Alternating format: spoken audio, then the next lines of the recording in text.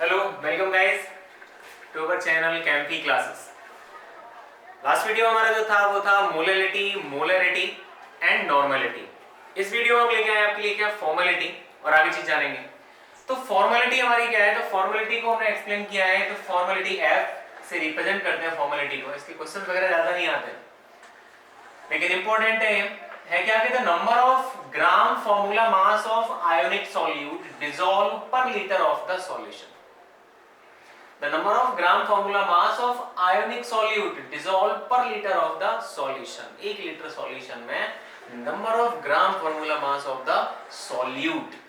तो formality it is represented by the F और F equals to आपका होता है क्या, mass of solute upon formula mass of solute into volume of the solution। Means क्या हुआ कि ग्राम फॉर्मूला मास को रिप्रेजेंट किया mass of solute upon formula mass of the solute। अगर आप इसको लीटर में लेंगे तो यहाँ 1000 नहीं लगाना है, अगर आप यहाँ मिलीलीटर में लेते हैं तो यहाँ पे आप 1000 का मल्टीप्लाई करेंगे। अब ग्राम फॉर्मूला मास क्या होता है, तो ग्राम फॉर्मूला मास होता है आपका the sum of the atomic masses of the atom in the proportion formula of the compound. किसी भी कंपाउंड का जो प्रोपोर्शन फॉर्मूला होगा, प्रोपोर्शन फॉर्मूले से मतलब आपका क्या हुआ, जैसे मिला C2H4O2। ये फॉर्मूला किसका होता है बेटा, इथेनोइक एसिड का होता है। अब इथेनॉल का अगर इसका हम प्रोपोर्शन फार्मूला देखें तो हमारा क्या होता है CH2O। याद आया ना एम्पिरिकल फार्मूला वाला सिस्टम, तो वही होता है हमारा क्या, प्रोपोर्शन फार्मूला। और इस फार्मूले का जो मास होगा वो हमारा क्या आता है, क्या ग्राम फार्मूला मास। तो उसको हमने एक्सप्लेन किया है, हमने एग्जांपल लिया कि molecular formula of alum is K2SO4 Al2SO4 whole thrice 24H2। Potassium है ना, फिटकरी जो होता है, फिटकरी का मॉलिक्यूलर फार्मूला क्या है, K2SO4 Al2SO4 whole thrice 24H2। ये कैसा है आपका बेटा, मिक्स्ड सॉल्ट है। जहां H2O प्रेजेंट है, H2 आपको क्या होता है बेटा, H2O वाटर ऑफ क्रिस्टलाइजेशन, जो उसको क्रिस्टल फॉर्म में बनाने के काम में आता है। जैसे देखा होगा ना, जो फिटकरी का जो स्लैब होता है, उस स्लैब को अगर आप कभी ऐसे देखो उसमें क्या होगा, वाटर ड्रॉपलेट्स आपको दिखाई देंगे। तो इसका मॉलिक्यूलर मास हम कैलकुलेट करेंगे तो आएगा कितना, 948 ग्राम पर मोल। लेकिन फिर इसका जब हम प्रोपोर्शन फार्मूला निकालते हैं एलम का, तो वो हमारा क्या हो जाएगा, K2 दे रखा था तो K, Al2 दे रखा है तो AlSO4 whole thrice and A, तो कितना हो गया, होल 4 हो गया तो बेटा 2 बचा, एंड 24H2 का आप कितना बचा आपका 12H2O। तो ग्राम फार्मूला मास जो हमारा निकल के आया वो कितना आया, 474 ग्राम। तो इस तरीके से हम क्या करते हैं, फॉर्मेलिटी के लिए ग्राम फार्मूला मास को इजीली डिटरमाइन कर सकते हैं। तो ये हुआ आपका फॉर्मेलिटी, जहां से बोर्ड एग्जाम में तो नहीं पूछा जाता है आपसे, हाईएस्ट जो कंपटीशन एग्जाम है वहां पूछा जाएगा। बोर्ड एग्जाम में आपसे फॉर्मेलिटी का कोई क्वेश्चन पुट अप नहीं किया जाता है। तो फॉर्मेलिटी में सिर्फ इतना ही आता है जिसको आप नोट कर सकते हो और जान सकते हो फॉर्मेलिटी क्या होती है। नेक्स्ट आता है हमारा टॉपिक कौन सा, strength of the solution. Solution की स्ट्रेंथ को डिटरमाइन कैसे करेंगे। स्ट्रेंथ डिटरमाइन करना ये भी आपको वॉल्यूमेट्रिक एनालिसिस जब आपके प्रैक्टिकल होंगे 11th और 12th दोनों में आता है। स्पेशली बोर्ड एग्जाम में आपको जो वॉल्यूमेट्रिक एनालिसिस का मिलेगा वहां आपको एक मिलेगा मोहर सॉल्ट और दूसरा मिलेगा ऑक्सैलिक एसिड, और उसके साथ में होगा आपका कौन, पोटेशियम परमैंगनेट। तो पोटेशियम परमैंगनेट के साथ जब आप उसको डिटरमाइन करेंगे तो वहां आपको सॉल्यूशन की डिटरमाइन करनी पड़ेगी स्ट्रेंथ। और स्ट्रेंथ डिटरमाइन करने के लिए आपको क्या क्या चाहिए होगा, सबसे पहले जानते हैं कि स्ट्रेंथ ऑफ द सॉल्यूशन होता क्या है। तो स्ट्रेंथ ऑफ सॉल्यूशन को डिफाइन करेंगे हम कि the mass of solute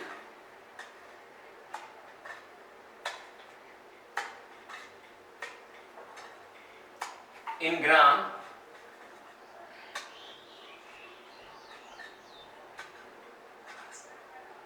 dissolve in 1 liter of solution। ठीक है ना, सॉल्यूट जो ग्राम में होगा उसको डिसॉल्व किया गया है किसमें, 1 लीटर ऑफ द सॉल्यूशन में।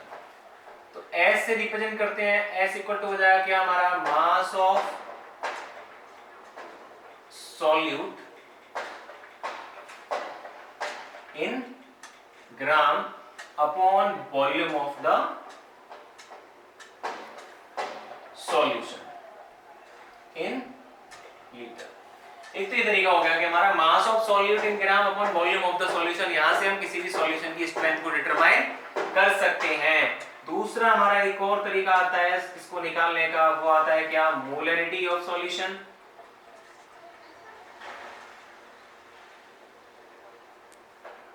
molarity of solution into molecular mass.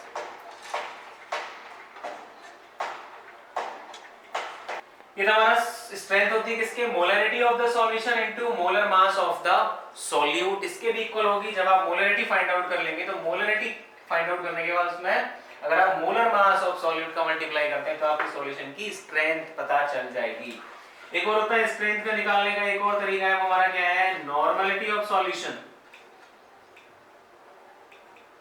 Normality of solution into equivalent mass of solute, ठीक है ना।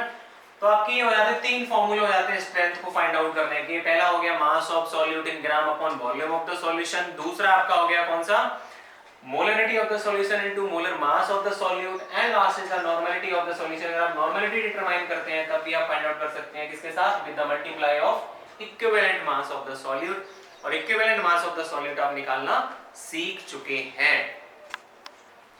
After the strength of solution, next topic is parts per million.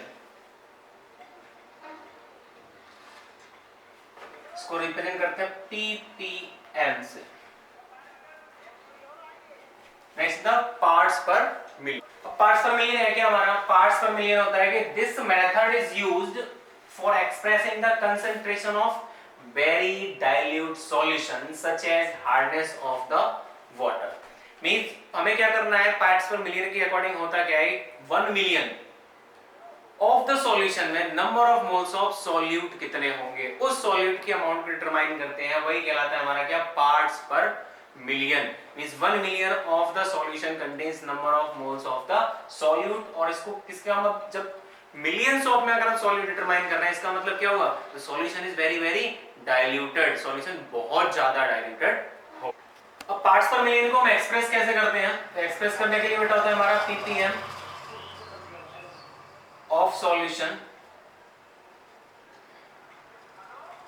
By mass. तो by mass के लिए हमारा क्या हो जाएगा कि mass of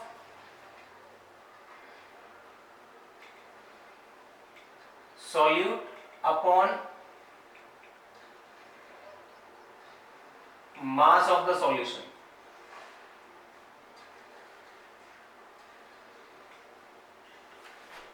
into 10 to the power 6। mass of the solute upon mass of the solution, यहां से हम कैलकुलेट करेंगे ppm by mass। ऐसे अगर मैं निकालना हूं ppm of solution by volume, तब हम लगाएंगे क्या, volume of solute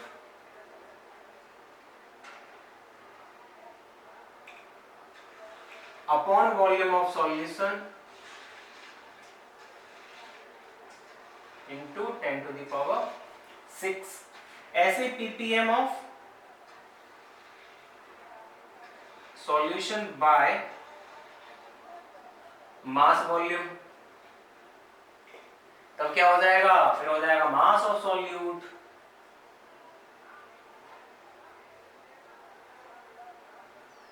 upon volume of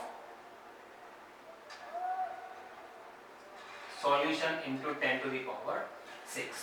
तो तीन फॉर्मूले हो जाते हैं आपके पास, एक तो बाय मास के लिए तो mass of solid upon mass of the solution, volume में आ जाएगा volume of solid upon volume of the solution, और लास्ट होगा आपका मास बाय वॉल्यूम आ जाएगा mass of solute and volume of the solution. इन तीन फॉर्मूले के अकॉर्डिंग हम क्या कर सकते हैं, पार्ट्स पर मिलियन किसी भी सॉल्यूशन का फाइंड आउट कर सकते हैं बड़ी आसानी से। क्वेश्चन नंबर ये एक एग्जांपल दे रखा है आपका, जानते हैं पार्ट्स पर मिलियन कैसे कैलकुलेट करते हैं। तो 8 gram of a solute are dissolve in 10 litre of the solution, calculate its concentration in the parts per million. PPM में क्या करना है, इसकी कंसंट्रेशन को हमें डिटरमाइन करना है। जब पीपीएम में हम डिटरमाइन करेंगे तो क्या होगा, देखो 8 gram of a solute are dissolve in 10 litre of the solution. तो देखो क्या करना है हमें, 8 ग्राम, तो जो पीपीएम है हमारा वो कितना हो जाएगा बेटा, मास ऑफ सॉल्यूट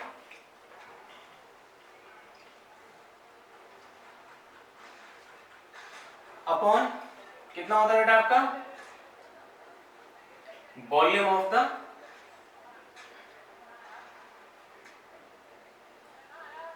सॉल्यूशन, ठीक है ना। तो मास ऑफ सॉल्यूट आपको कितना दिया गया है, 8 ग्राम दिया गया है, और ये दिया गया है कितना, लीटर। जब पार्ट्स पर मिलियन में हम डिटरमाइन करते हैं तो अब क्या करेंगे, लीटर दे रखा है उसे चेंज करेंगे इसमें मिलीलीटर में है, तो हमारा कितना हो जाएगा 8 into 1000 अपॉन 10। तो ये हमारा कितना निकल गया, पीपीएम में निकालेंगे तो हमारा कितना आ जाएगा, ये 800 पीपीएम निकल के आ जाएगा, ठीक है ना। ऐसे हम कैलकुलेट कर सकते हैं किसी भी सॉल्यूशन की कंसंट्रेशन को। नेक्स्ट आता है आपका डाइल्यूशन लॉ। डाइल्यूशन लॉ, इसमें क्या करना है, किसी भी सॉल्यूशन को डाइल्यूट करने के लिए क्या करते हैं, we increase the amount of the solvent. Solute की अमाउंट फिक्स रहेगी, लेकिन सॉल्वेंट की अमाउंट को क्या करेंगे, हम इंक्रीज करते जाएंगे। सॉल्वेंट की अमाउंट को इंक्रीज करने से क्या होगा, सॉल्यूशन आपका कैसा हो जाएगा, डाइल्यूटेड हो जाएगा। If a solution is diluted by adding solvent in it, then the amount of solute remain constant. Then क्या होगा बेटा, उस सॉल्यूशन के लिए जो मोलरिटी होगी वो क्या हो जाएगी, M1V1 equals to M2V2, ठीक है ना। इस कंडीशन में आपकी जो फॉर्मूला होगा, आप जब मोलरिटी फाइंड आउट करेंगे, molarity for a very dilute solution आप डिटरमाइन करेंगे, तो वो किससे करेंगे, M1V1 equals to M2V2। और अगर हमें नॉर्मेलिटी फाइंड आउट करनी है तो हम करेंगे N1V1 is equals to N2V2। ये भी फॉर्मूला उसके लिए हम यूज कर सकते हैं। एक न्यूमेरिकल दे रखा है आपका, इसी से रिलेटेड डाइल्यूशन लॉ से कि 30 ml of 0.5 m H2SO4 diluted to 500 ml। Volume कितना था पहले सॉल्यूशन का, 30 ml था, जब उसकी कंसंट्रेशन थी 0.5 m, मोलरिटी उसकी जो दे रखी थी। जब सॉल्यूशन 500 ml होता है तब उसकी मोलरिटी क्या होगी, मींस वॉल्यूम को 30 ml से 500 ml तक बढ़ा दिया। पहले उसकी कंसंट्रेशन 0.5 मोलरिटी थी, अब उसकी कंसंट्रेशन कितनी हो जाएगी, तब उस कंसंट्रेशन को डिटरमाइन करने के लिए हम क्या करेंगे, फॉर्मूला ये वाला यूज करेंगे। वहां आपको दे क्या रखा है, M1 आपको कितना दिया है, M1 आपको दिया गया है 0.5, M2 आपको कैलकुलेट करना है, M2 आपको कैलकुलेट करना है, V1 आपका दे रखा है कितना बेटा 30, और V2 आपका दे रखा है 500। फॉर्मूला पुट करेंगे तो हमारा M2 कैलकुलेट करना है, M2 इक्वल्स टू हो जाएगा आपका कितना, M1V1 अपॉन V2। वैल्यू लगाएंगे तो आपका M1 दे रखा है 0.5 इंटू V1 दे रखा है 30 अपॉन 500।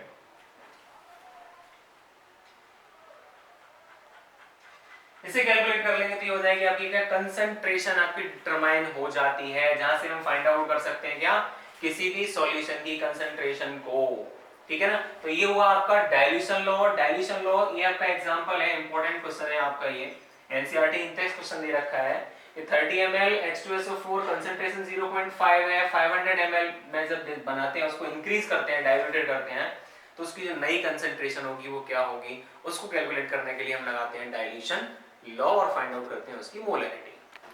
नेक्स्ट आते हैं कुछ हमारे रिलेशनशिप, जैसे पहला आता है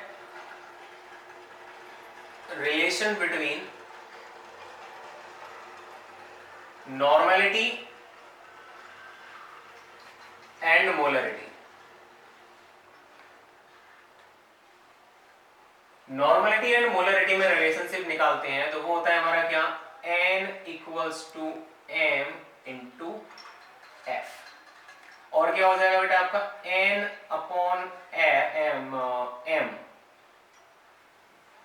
इक्वल्स टू F, जहां पे F क्या है आपका, M हो गया कौन, मोलरिटी, है ना, M हो गया आपका मोलरिटी, N हो गया नॉर्मेलिटी,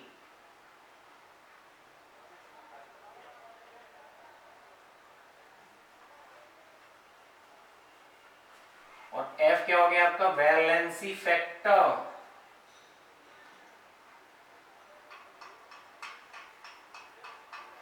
वैलेंसी फैक्टर जिसको आप कर सकते हैं क्या, डिटरमाइन, इसका करते हैं एग्जांपल, देखते हैं एग्जांपल। आप एक एग्जांपल गिवन है कि 0.01 n of H2SO4, find molarity.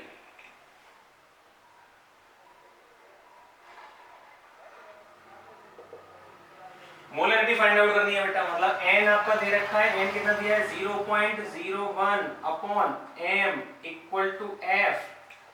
पहले फॉर्मूला लगा देते हैं n कितना दिया गया है आपका 0.01, f कितना दिया है 4H2SO4 कितना हो जाएगा आपका 2, क्योंकि H2SO4 क्या देता है हमें 2H प्लस आयन देता है। m कैलकुलेट करना है तो m इक्वल्स टू आपका क्या हो जाएगा 0.01 अपॉन 2 इक्वल टू m। ये आपका हो गया फाइंड आउट क्या मोलरिटी। मोलरिटी को हम यहां से फाइंड आउट कर सकते हैं, और ये हम फाइंड आउट कर लिया क्या relation between normality and molarity. Next आता है relation between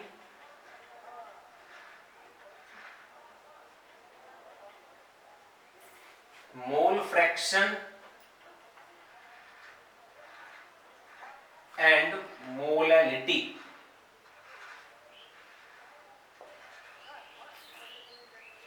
molality and mole fraction में रिलेशन फाइंड आउट करना है। देखो हमें क्या पता है मोल फ्रैक्शन के लिए बेटा, मोल फ्रैक्शन के लिए चाई ऑफ A इक्वल्स टू क्या होता है Na upon Na plus Nv, and chi V equal to mole fraction of solute Nv upon Na plus Nv। अब अगर यहां से हम कैलकुलेट करें चाई V अपॉन चाई A इक्वल्स टू, तो क्या होगा बेटा देखो Na प्लस Nv से कट जाएगा, बचेगा क्या आपका Nv अपॉन N A बचेगा ना। अब देखो Nv इक्वल्स टू क्या होता है आपका Nv इक्वल्स टू होता है बेटा V इक्वल्स टू होता है आपका WV अपॉन Na, और सेम ऐसे ही Na इक्वल्स टू क्या हो जाएगा WA अपॉन Ma, सॉरी यहां भी आएगा, ठीक है ना। तो ये होगा आपका WA upon M, WA upon M। अब देखो क्या करना है NV अपॉन Na। अब देखो NV को तो NV रहने दो, NV अपॉन Na को क्या लिख सकते हैं बेटा हम WA, और अपॉन में आएगा क्या Ma, तो Ma ऊपर जाएगा Ma, ठीक है ना। WA upon Ma upon WA हो गया, प्लस क्या करो इसमें इनटू कर दो 1000 का ऊपर और 1000 का नीचे, ठीक है ना। 1000 का ऊपर और 1000 का नीचे मल्टीप्लाई कर दिया। अब देखो क्या हो गया NV क्या होता है मास of solute upon mass of solvent into 1000, ऊपर 1000 है, तो ये फॉर्मूला किसका हो गया M इक्वल्स टू क्या होता है NV इनटू 1000 अपॉन WA। ये फॉर्मूला हो गया बेटा आपका किसका मोलैलिटी का हो गया ना, मास ऑफ द सॉल्वेंट। तो देखो NV इंटू 1000 अपॉन WA इतना हो गया आपका मोलैलिटी। तो ऊपर कौन बचा आपका MA, तो MA इंटू मोलैलिटी अपॉन 1000। इधर क्या बचा आपका बेटा चाई AB अपॉन चाई, ये आपका रिलेशन हो गया मोल फ्रैक्शन में। और अगर मोल फ्रैक्शन किसी एक के टर्म्स में लेना चाहो तो क्या हो जाएगा आपका देखो चाई बी अपॉन 1 माइनस चाई बी लिख सकते हैं ना बेटा इसको, क्योंकि हमें पता है कि chi A plus chi B equals to 1। तो mole fraction of A equal to क्या हो जाएगा 1 minus mole fraction of B, and mole fraction of B equal to क्या हो जाएगा 1 माइनस मोल फ्रैक्शन ऑफ। इसके टर्म्स में करेंगे तो हमारा क्या हो जाएगा Ma इंटू मोलैलिटी अपॉन 1000। तो यहां से आप क्या कर सकते हैं मोल फ्रैक्शन और मोलैलिटी में रिलेशनशिप फाइंड आउट कर सकते हैं। अगर आप मोल फ्रैक्शन निकालना हो, मोल फ्रैक्शन गिवन हो, डायरेक्ट वहां से आप मोलैलिटी को फाइंड आउट कर सकते हैं। ये हुआ आपका क्या relation between mole fraction and molality. कुछ कंसेंट्रेशन आपका क्या दे रखा होगा बेटा, डेंसिटी, डेंसिटी वाला लोचा मिलेगा। तो डेंसिटी इक्वल टू क्या होता है बेटा, मास अपॉन वॉल्यूम।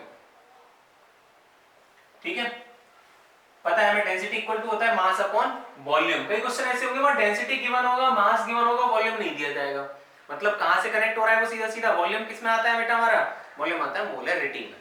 मोलरिटी और वॉल्यूम, अगर डेंसिटी की बात करें, अगर हम रिलेशन निकल के आता है, रिलेशन बिटवीन मोलरिटी, इसमें परसेंटेज भी आ जाता है, and density.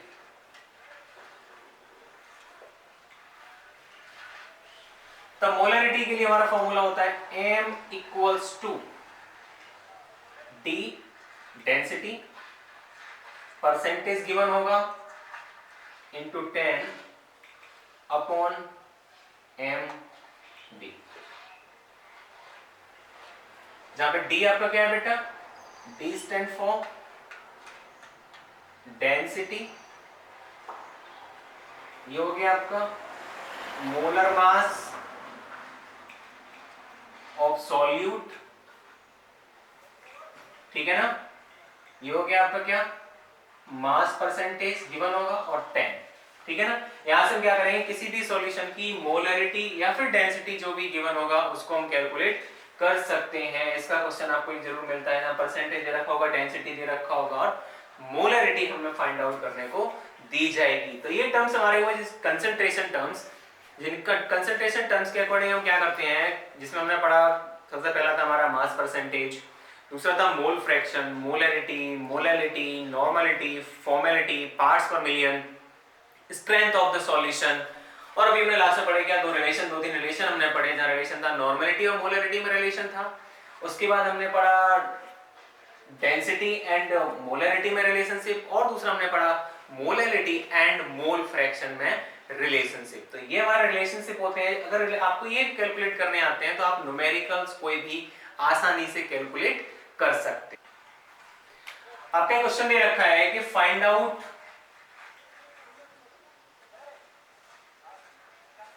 Number first molality, second पूछा है molarity and mole fraction of potassium iodide.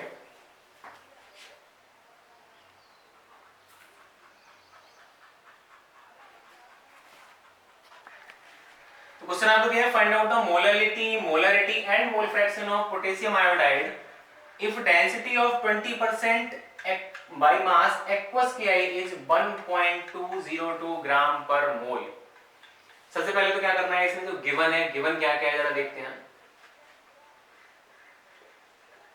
सबसे पहले दिया गया 20% बाय मास, 20% बाय मास, इसका मतलब क्या हुआ बेटा, अर्थात 20 ग्राम 20 gram of Ki in 80 gram of water, ठीक है ना, क्योंकि 20% दे रखा है, 20% का मतलब हो गया कि 20 gram of potassium iodide, 20 gram of potassium iodide is present in 80 gram of the water.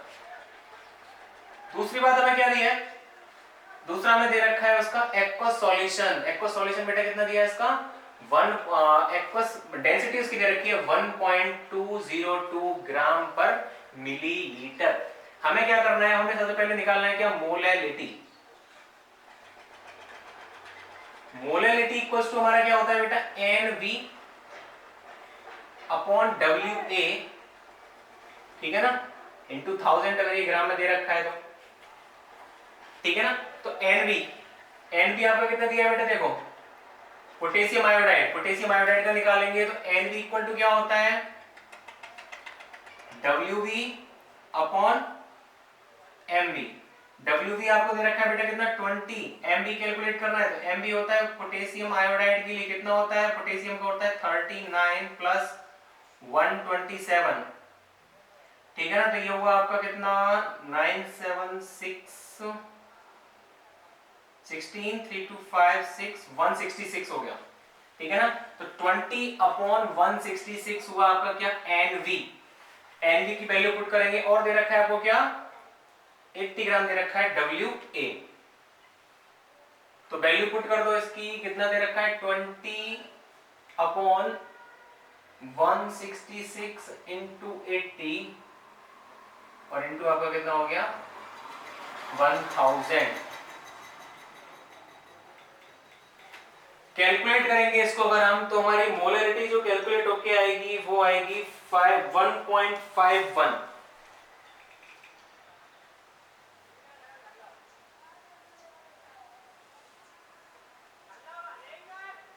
तो बेटा हमारी मोलरिटी कैलकुलेट हो गई, हमारा एक क्वेश्चन हमारा सॉल्व हो गया कि हमने मोलरिटी को फाइंड आउट कर लिया। दूसरा आता है क्या, मोलरिटी। अब मोलरिटी में क्या है, मोलरिटी में हमारा क्या आता है, मोलरिटी इक्वल्स टू आता है एनवी इंटू 1000, इस इसको हम लिख सकते हैं WV into 1000 upon MV into volume. Volume हमारे पास नहीं है, वॉल्यूम नहीं है, लेकिन उसके लिए क्या दे रखा है, उसके लिए चीज दे रखी है कौन, डेंसिटी। तो डेंसिटी इक्वल टू क्या होता है, mass upon volume. Volume equal to निकालना है, तो वॉल्यूम इक्वल टू हो जाएगा आपका क्या, मास अपॉन डेंसिटी। ठीक है, मास आपका कितना दे रखा है, देखो 20 ग्राम ये है और 80 ग्राम हुआ, तो टोटल मास कितना हो गया 100 ग्राम अपॉन डेंसिटी कितनी दी है 1.202। ठीक है ना। तो ये आपका निकल के आएगा क्या, वॉल्यूम। और वॉल्यूम को अगर हम करेंगे कैलकुलेट, तो वॉल्यूम हमारा जाके आएगा 83.2 ml।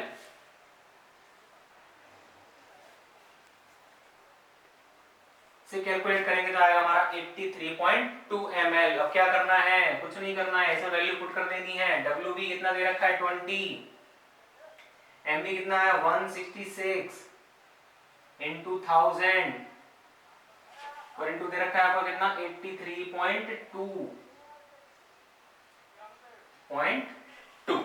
तो यहां से हमने क्या किया, अगर कई क्वेश्चन ऐसे होंगे जहां क्या होगा, डेंसिटी गिवन होगी और डेंसिटी दी गई है, वॉल्यूम नहीं दिया गया है। तो मैंने इससे पहले बताया था, डेंसिटी दी गई है, वॉल्यूम नहीं दिया गया है, तो आप क्या कर सकते हैं, वॉल्यूम को मास के अकॉर्डिंग फाइंड आउट कर सकते हैं। इसकी मोलरिटी अगर हम फाइंड आउट करेंगे, कैलकुलेट करेंगे, तो हमारा आएगा 1.448। तो ये हो गया हमारा क्या, मोलरिटी। लास्ट आता है हमारा क्या, mole fraction.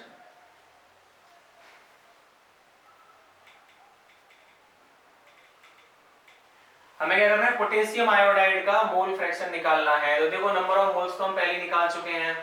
Number of moles हमारे क्या हो जाएंगे 20/66 हो गया आपका किसका 20/66 number of moles of Ki। Mole fraction निकालना है हमें किसका, Ki का, इक्वल टू क्या हो जाएगा N of Ki upon N of Ki plus N of H2। ये फॉर्मूला हमें लगाना है। तो पोटेशियम आयोडाइड के नंबर ऑफ मोल्स कितने हैं आपके, यहां से इसकी वैल्यू पुट करके हम आंसर को फाइंड आउट कर सकते हैं। और ये वो आपके सारे न्यूमेरिकल, बाकी न्यूमेरिकल